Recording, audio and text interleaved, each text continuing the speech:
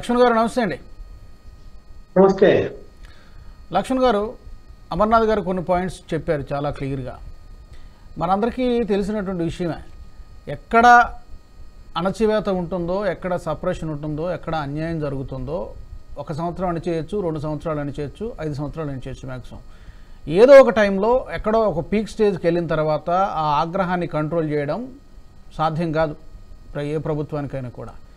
అలాంటి పరిస్థితి ఈ రోజున బెంగాల్లో మనకు కనిపిస్తోందా? ఎందుకంటే ఇవాళ మనం చూస్తే, ఇవాళనే కాదు, గత కొద్ది రోజులుగా, కొన్ని నెలలుగా అక్కడ పరిస్థితి, పంచాయతీ ఎన్నికలకు కూడా అంత పెద్ద ఎత్తున అక్కడ వైలెన్స్.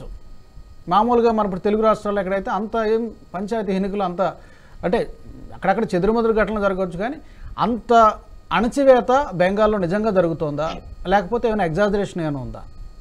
మిగతా రాష్ట్రాల్లో జరగలేదని కాదు సంఘటనలు, కానీ ఈ వెస్ట్ బెంగాల్లో ఎందుకు అంత ఫోకస్ అవుతుంది? కారణం ఏంటి? గతంలో బీహార్లో ఎక్కువ జరుగుతాయి ఎన్నికల సమయంలో దౌర్జన్యాలు అనేది మనం విన్నాం, అంటే కొన్ని చూసాం.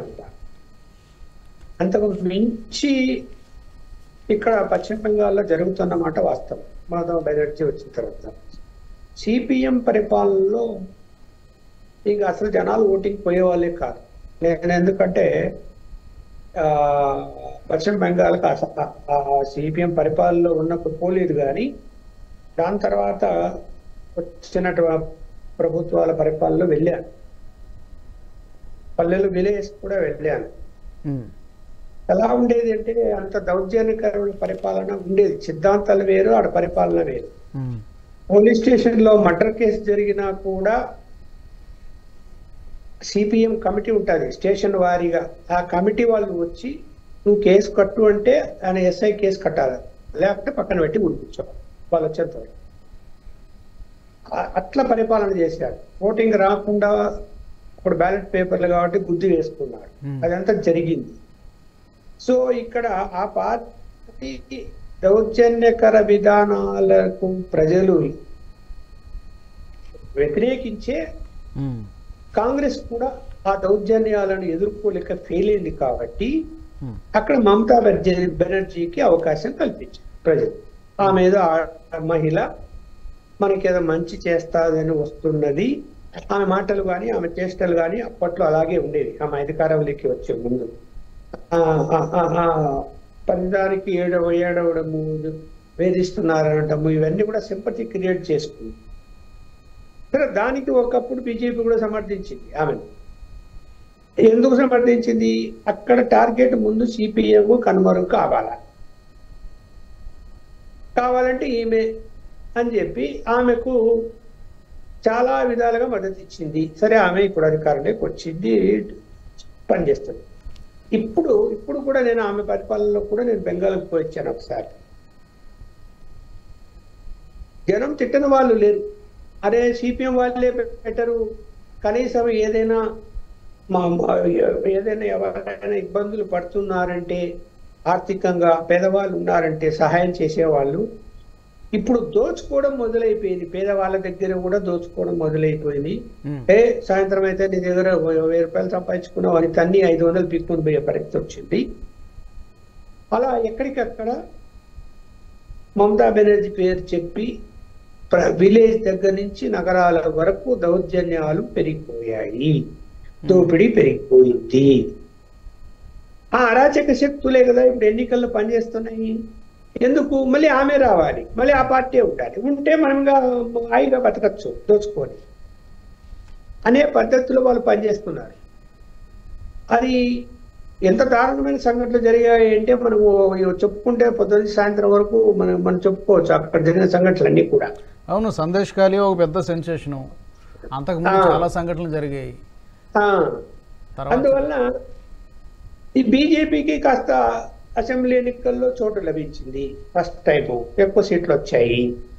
కానీ పార్లమెంటుకు వచ్చేసరికి ఆమె స్ట్రాటజీ మార్చింది, దౌర్జన్యకర విధానాలకు వెళ్ళిపోయింది, పోలీస్ కంట్రోల్లో పెట్టుకుంది. ఇదేదో జరుగుతుంది నెక్స్ట్ ఎలక్షన్స్లో, పార్లమెంట్ ఎలక్షన్లో కట్ చేయాలని. అక్కడ ఆమె సక్సెస్ అయింది, సీట్లు తగ్గిపోయాయి, అనుకున్నది రాలేదు బీజేపీకి. బీజేపీ ఆ లైన్లో వెళ్ళలేకపోయింది, అంటే దాన్ని ఎలా కౌంటర్ చేయాలా అనేది చేయలేకపోయారు. ఇప్పుడు ఆమె రెచ్చిపోయి పనిచేస్తున్నది. ఆమె అంటే ఆమె కాదు, ఆమె కార్యకర్తలు, ఆమె పార్టీ వాళ్ళు, నాయకులు కానీ, ఎమ్మెల్యేలు కానీ, మంత్రులు కానీ, ఇప్పుడు కేంద్రంలో పార్లమెంట్ లో ఉన్నటువంటి ఆమె యొక్క పార్లమెంట్ మెంబర్స్ మన పార్లమెంట్ లో ఎలా మాట్లాడారో చూసాం కదా. అదేదో బీజేపీ గవర్నమెంట్ అంటే వాళ్ళేదో ఒక ప్రత్యేక దేశం అయిపోయినట్టు, పశ్చిమ బెంగాల్ వీళ్ళేదో అరాచకాలు చేస్తున్నట్టు కేంద్రంలోని బీజేపీ నాయకత్వం అంత దారుణంగా విమర్శలు చేశారు, వ్యక్తిగత విమర్శలు కూడా చేశారు. ఆ ధైర్యం ఎలా వచ్చింది వాళ్ళకు? ఆమె ఆ విధంగా ప్రోత్సహిస్తున్నది, రౌడీలను ప్రోత్సహిస్తుంది, దౌర్జన్యకాలను ప్రోత్సహిస్తుంది, వెల్కమ్ చెప్తున్నారు, పోలీసులు. అదే మళ్ళీ రిపీట్ చేస్తున్నా, పశ్చిమ బెంగాల్లో సిపిఎం పరిపాలన సమయంలో ఏదైతే జరిగిందో ఆమెకు అవన్నీ తెలుసు కాబట్టి అదే పద్ధతిని ఆమె అనుసరిస్తుంది. ఇప్పుడు పోలీసులని పూర్తిగా కంట్రోల్లోకి తీసుకుంది. వాళ్ళ కార్యకర్తలు చెప్పితేనే, వాళ్ళు చెప్పిన మాటే వాళ్ళు వినాలి, ఏం చేయమంటే అది చెయ్యాలి. అలా అందువల్లనే దాన్ని ఎదుర్కోవడం అనేది బీజేపీకి సాధ్యం కాని పరిస్థితి వచ్చింది. మరి ఏం చేయాలా? ఇప్పుడు చూడాలి, ఆ డాక్టర్ సంఘటన చూస్తే ఒక డాక్టరు పేషెంట్లు వచ్చేటువంటి ఇది సేవాభావం ఉన్నటువంటి చోట అంత దారుణమైన సంఘటన జరిగితే ఏమి స్పందించింది ఆమె? ఆ డాక్టర్కి తీసుకుని వెంటనే వేరే పోస్టింగ్ ఇస్తారు ఆ ప్రిన్సిపాల్కి. అక్కడ అసలు అంత మాఫియాగా నడుస్తూ ఉంటే పోలీసు వ్యవస్థకు తెలియదా, ఇంటెలిజెన్స్ వ్యవస్థకు తెలియదా, హాస్పిటల్లో ఉన్న ప్రిన్సిపాల్ ఏం చేశారు, సిబ్బంది ఏం చేసింది, ఎందుకు పోలీసులు కంప్లైంట్ ఇవ్వలేదు, ఎందుకు ముందుగానే ప్రివెంటివ్ మెజర్స్ తీసుకోలేదు అంటే సమాధానమే లేదు కదా ఈరోజు. అక్కడి నుంచి ఆమె బాధ్యత ఎవరిది? అది రాష్ట్ర ప్రభుత్వాన్ని. ఇవాళ సిబిఐ కేసు తీసుకుంది కానీ కోర్టు ద్వారా, కానీ బాధ్యత ఎవరిది? శాంతి భద్రతల బాధ్యత ఎవరిది? రాష్ట్ర ప్రభుత్వానే కదా. పూర్తిగా రాష్ట్ర ప్రభుత్వాన్ని శాంతి భద్రతల పరిరక్షణ. కేంద్రం ఎప్పుడు జోక్యం చేసుకుంటుంది? శృతి మించినప్పుడు, అది కూడా కోర్టు నుంచి ఏదైనా ఆర్డర్లు వచ్చినప్పుడు, లేదా రాష్ట్ర ప్రభుత్వం రిక్వెస్ట్ పెడితే సిబిఐ వాళ్ళు వస్తారు. వాళ్ళకే వాళ్ళు రారు కదా. సిబిఐ డైరెక్ట్ గా వచ్చి ఎంక్వైరీ చేయకూడదు. ఏ రాష్ట్రంలో కూడా రాష్ట్ర ప్రభుత్వం రిక్వెస్ట్ పంపాలా, లేదా కోర్టు ద్వారా ఆర్డర్ రావాలి.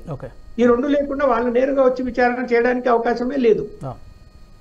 మరి ఇవాళ ఎందుకు సిబిఐ ఎంక్వైరీ చేయాల్సి వచ్చింది? ఆమె ఎందుకు కంట్రోల్ చేయలేకపోయింది 24 గంటల్లో?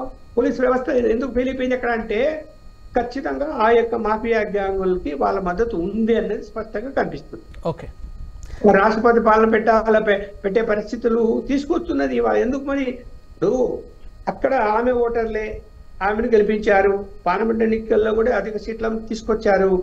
ఆ తెచ్చిన ప్రజలే ఇవాళ ఎందుకు వ్యతిరేకిస్తున్నారు? ఆ ఓట్లు వేసిన వాళ్ళు ఎందుకు వ్యతిరేకిస్తున్నారు? ఇవాళ జరిగిన సంఘటన జీర్ణించుకోలేకున్నారు. పోయమ్మ ఇలా వదిలేస్తే ఇంకా జరుగుతాయి, మన ఇంట్లో అమ్మాయిలకు కూడా ఇలాగే జరుగుతాయి అని విద్యార్థులు కాదు, సామాన్య పౌరులు కూడా ఇవాళ ఆమెకు వ్యతిరేకంగా మాట్లాడుతున్నారు. చూస్తున్నాం సోషల్ మీడియాలో ఎంతమంది దారుణంగా ఆమె గురించి మాట్లాడుతున్నారు. ఆమె యొక్క బొమ్మ పెట్టి చెప్పులు మెడకు వేలేసి ఊరేగింపు చేశారు. ఈరోజు నిన్న చేసి కాల్ చేశారు పబ్లిక్ అంతా. మరి అంటే ఇంత సంఘటన జరుగుతుంది. కేంద్రంలో ఇప్పుడు గవర్నర్ వెళ్ళి నివేదిక ఇచ్చాడు రాష్ట్రపతికి. రాష్ట్రపతి గారు మరి ప్రధానమంత్రికి పంపించుండొచ్చు, లేదా హోంశాఖకు పంపించుండొచ్చు ఆ నివేదిక. ఏం చేస్తుంది బీజేపీ ప్రభుత్వం అక్కడ కేంద్రంలో? ఏదో ఒక దాని మీద కఠినమైన చర్యలు తీసుకోవాల్సినటువంటి పరిస్థితులు వస్తాయి కదా, పరిస్థితులు రావాలి కదా.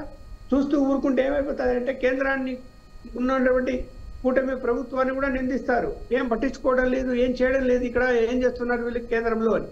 మరి గవర్నర్ నివేదిక ఇచ్చినప్పుడు ఏం నివేదిక ఇచ్చాడు, అక్కడ లా అండ్ ఆర్డర్ ఎందుకు ఫెయిల్ అయిపోయింది అనే దాని మీద మరి ఏదైనా కమిటీని పంపొచ్చు కదా ఎంక్వైరీకి. లేదు. దాని మీద ఏదైనా కేబినెట్ మీటింగ్ పెట్టి ఒక డెసిషన్ తీసుకోవచ్చు కదా. లేదు. ఇది కూడా అసంతృప్తి ఉన్నది. అది ఏదో ఒక నిర్ణయం తీసుకోవాలి అన్నది అక్కడ ప్రజాభిప్రాయం ఉందని నేను అనుకుంటున్నాను. ఓకే.